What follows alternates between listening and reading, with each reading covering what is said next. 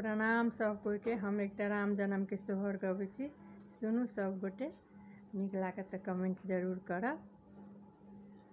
सखी सब गबथि सोहर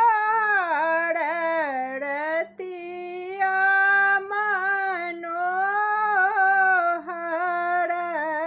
रे, ललना रे कौशल्या के जनमल किशोर की अद्भुत मनोहर रे, ललना रे कौशल्या के जनमल किशोर की अद्भुत मनोहर रे। पंडित एलनि दुअरिया, विचारलनि सगुनियात हो, ललना रे जुगे जुगे जीवथु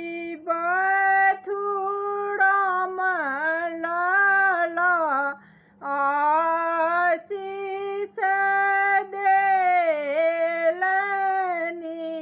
रे, ललना रे जुगे जुगे जीवथु राम लाला, आशीष देलनि रे।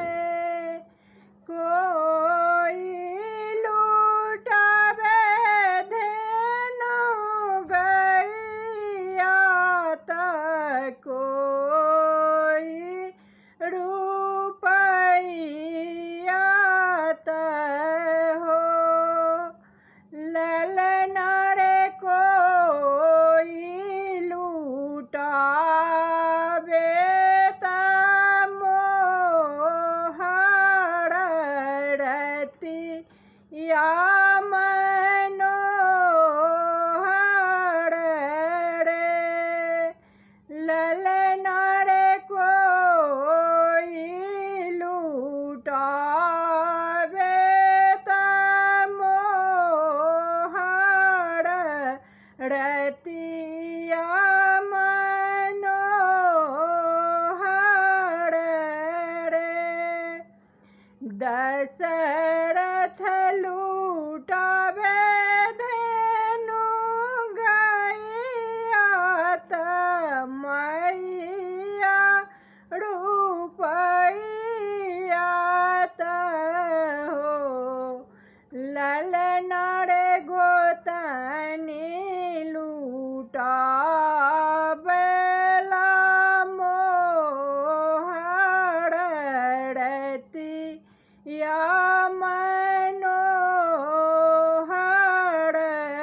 रे, ललना रे गोतनी लूटावेला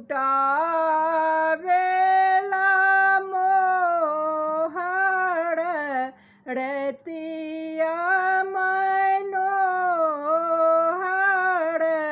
रे। सखी सब गबथि सोहर रतिया मनोहर रे, ललना रे कौशल्या के जनमल किशोर की अद्भुत